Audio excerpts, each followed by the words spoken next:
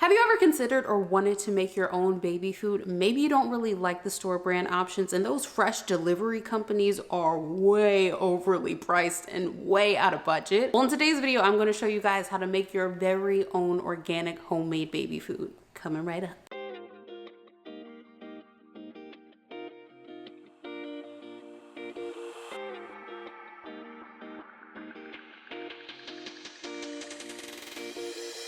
So first off, you're going to want to start out with a clean sink. Just rinse it out, give it a good clean, and then you're going to stop it up to fill it up with water. Next, you're going to add some vinegar. You can use apple cider vinegar, distilled vinegar, it really doesn't matter. Simply dump it in and fill your sink all the way up. Next, you're going to rinse off all of your produce and then just put it in the water. Rinse it just to make sure there's no loose debris on it, and you're also going to want to take off all the stickers.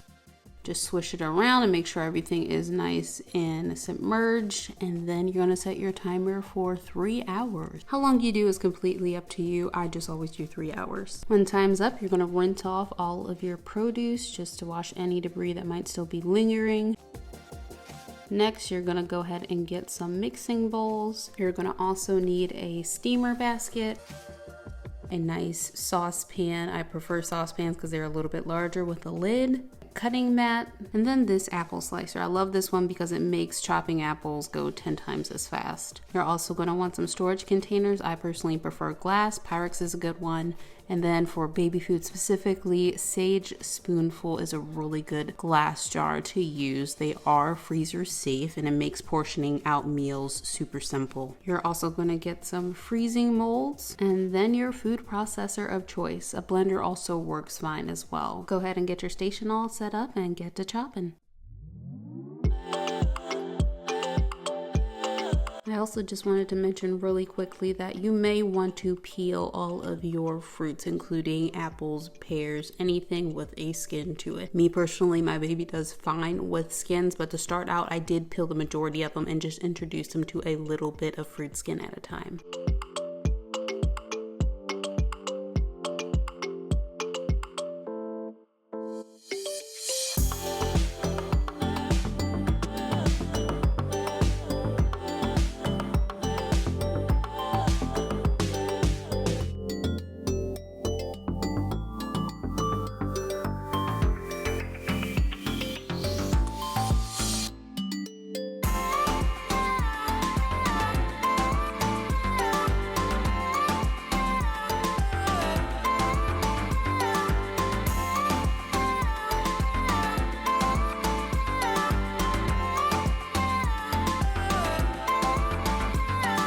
Just a quick note, bell peppers are really great for accentuating and complementing flavors of other produce, but you want to be careful to make sure that you remove all of the seeds.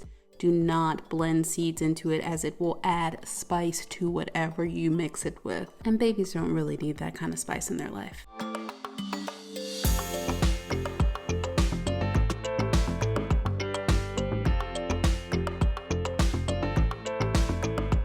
Now that everything's chopped up, you're going to put some water in your pot, about 1 inch to 1.5 inches. Using the steamer basket is a good way to know if you've had enough. It should just be peeking over. You're going to throw your pot on the stove and bring that water to a simmer. Now, all fruits and vegetables have different steaming times, which is dependent on the size you cut them and how much you're putting in one pot at a time. To help you out, I've added the few common fruits and vegetable steaming times in the description below.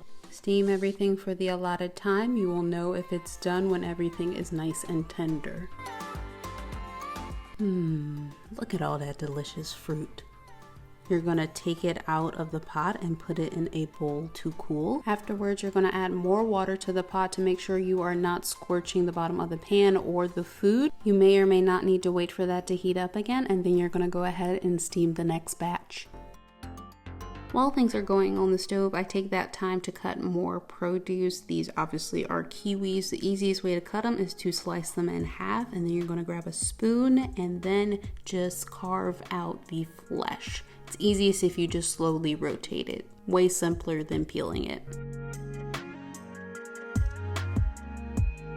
Then we have some beets, which are a bit messy, so be mindful of this if you have lighter counters, if you have your nails done. They do tend to stain hands, and it will take several washes to remove the staining, but it's so worth it. They are such a great addition when it comes to flavor, texture, and health for baby food. They seem intimidating, but they are really easy to cook. I also wanted to mention for certain fleshy fruits like kiwis, mango, oranges, those do not need to be steamed. Now that your produce is steamed, you're just going to start combining different foods in the food processor. When doing this, you want to think about flavor combinations that complement each other and potentially what foods you even like. For thicker foods, you want to blend just the produce alone with no additional liquid.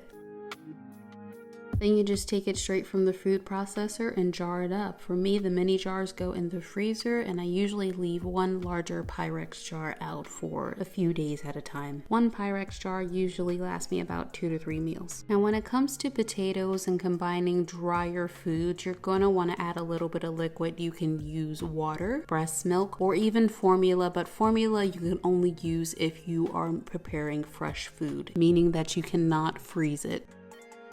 Now it's time to break out the food molds. These are easiest to use with a smaller spoon, so you just place them in, don't overfill them. Alternatively, they have these silicone ice trays from Ikea. They're a much cheaper option, but they will yield much smaller portions. But a little bit of liquid goes a long way in giving a creamier and smoother consistency.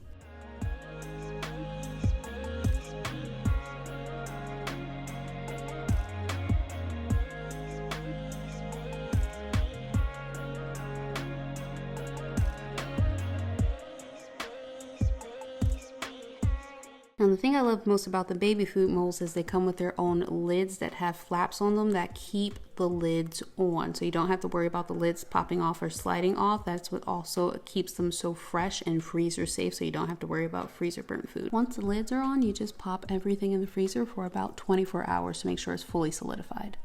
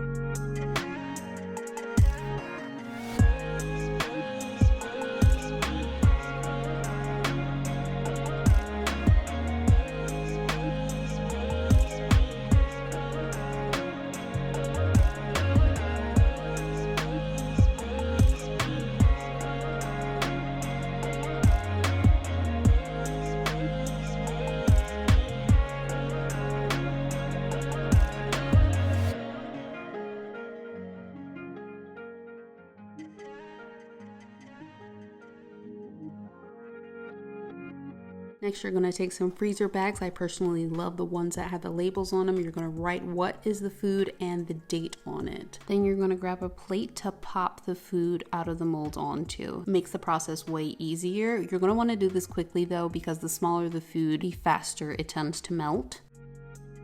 I also find that it's easiest and most hygienic to use some tongs. So you're going to put that all in the one bag, and then you're going to take the air out of it and seal it up. Pop it all in the freezer and take out portions as needed. And there you have it, your own personal smorgasbord of baby food, which you know where it's come from and how it was made and what exactly is in it. Good job. Well, I hope you guys enjoyed learning how to make organic homemade baby food with me today. Remember to stay creative, don't be afraid to try new things, and you got this. All right, I'll catch you in the next video. Bye.